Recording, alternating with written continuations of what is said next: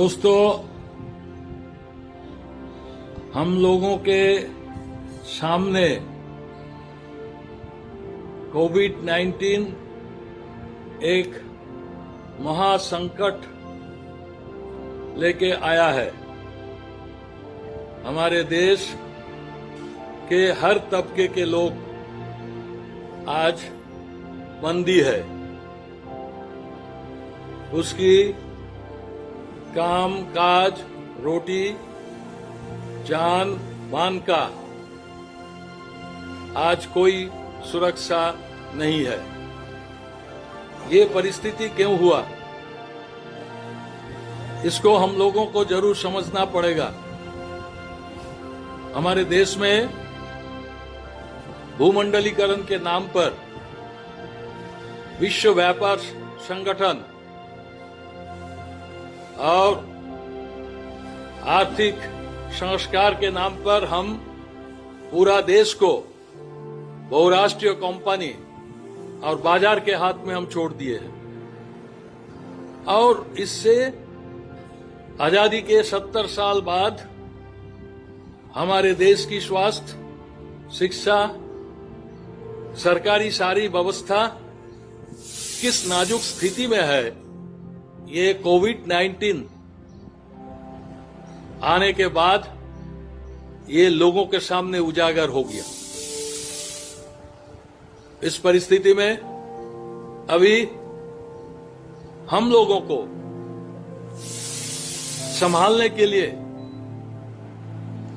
अभी सरकार को क्या करना चाहिए, केंद्रीय सरकार को क्या जिम्मेदारी है, इसको लेकर के हम लोग सचेत हैं।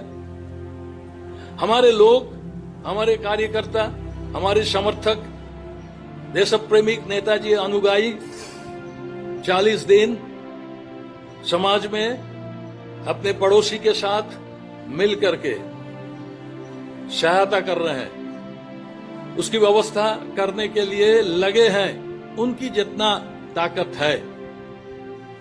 लेकिन सरकार की जिम्मेदारी है, क्योंकि ये परिस्थिति सरकार तैयार किया है। 25 मार्च सरकार ने जब सारे देश को लॉकडाउन के माध्यम से जेलखाना बना दिए, सबको अंदर कर दिए, उसके पहले क्या तैयारी था, क्या व्यवस्था उन्होंने किए थे? जो तैयारी अमेरिकन राष्ट्रपति को स्वागत करने के लिए तैयार खर्च हुआ, तैयारी था, संकट तो उसी समय था। लेकिन उस समय हमारी देश की सरकार बेफिक्र थी। उनके लिए देश की आवाम का कोई चिंता नहीं था। अचानक उन्होंने लॉकडाउन घोषणा कर दिया और लॉकडाउन घोषणा करने के चलते लोग बंदी हो गए। हालत क्या हुआ?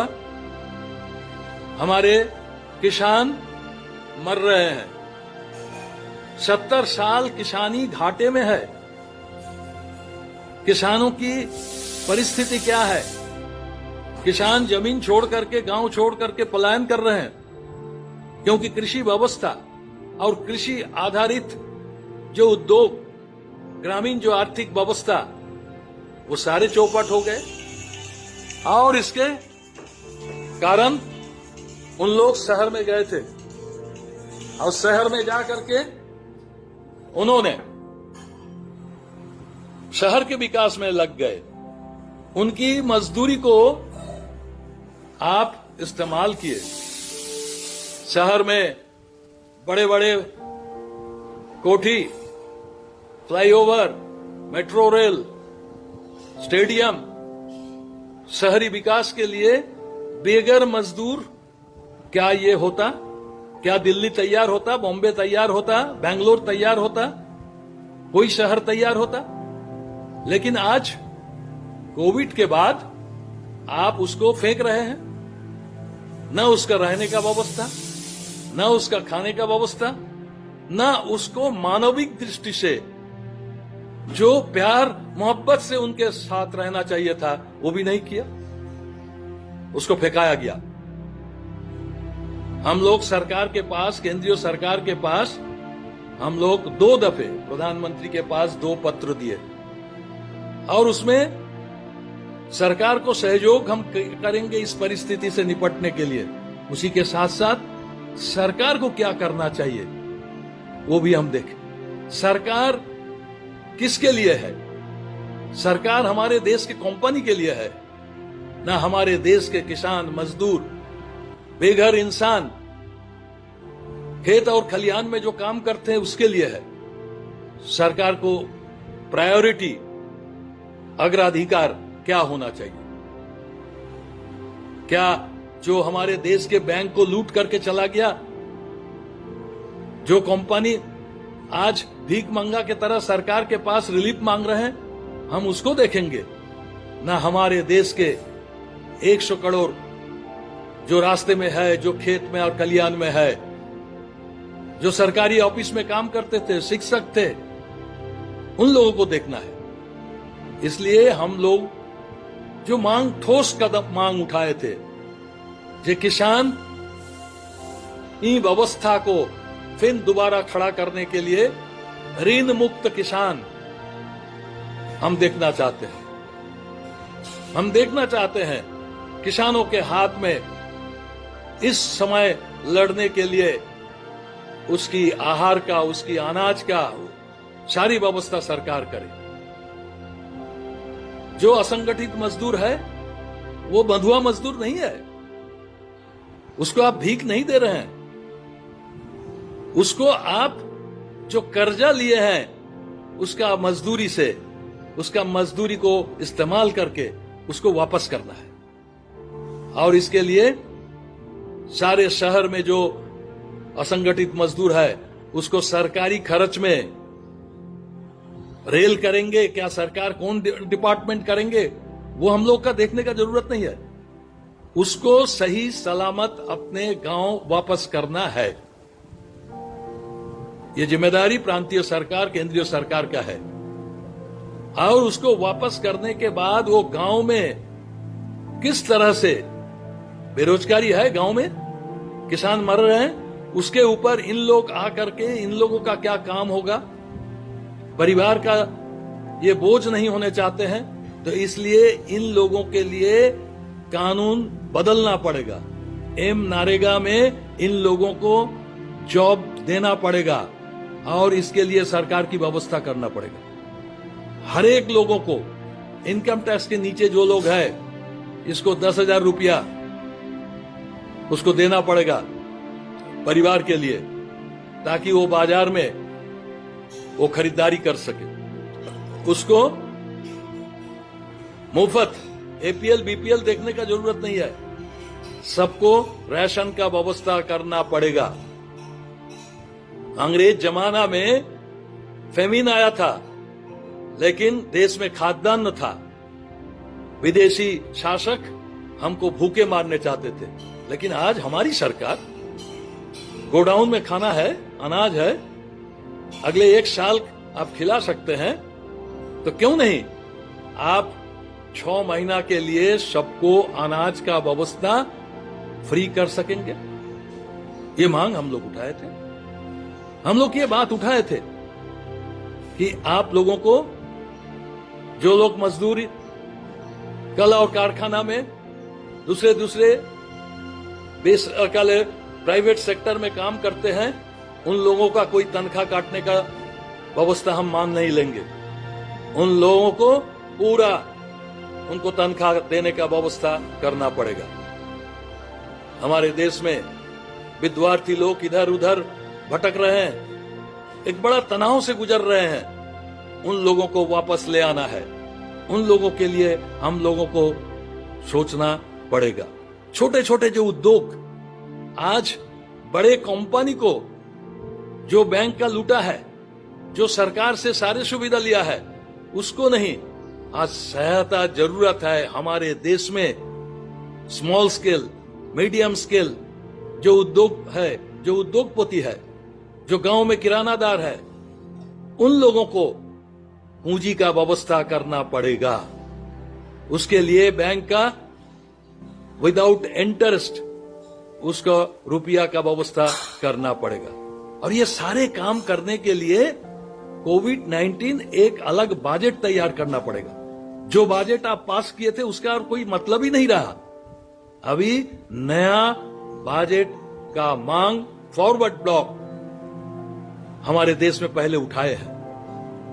ये सरकार को करना है और इस बजट के माध्यम से हम ये सारे काम में जीडीपी का 5% हम इसमें खर्च करेंगे। हमारे देश में एक नया आर्थिक नीति के कारण एक डेफिसिट बजट हम नहीं कर सकेंगे। इसका एक कानून कर दिए। इसका कोई जरूरत नहीं है।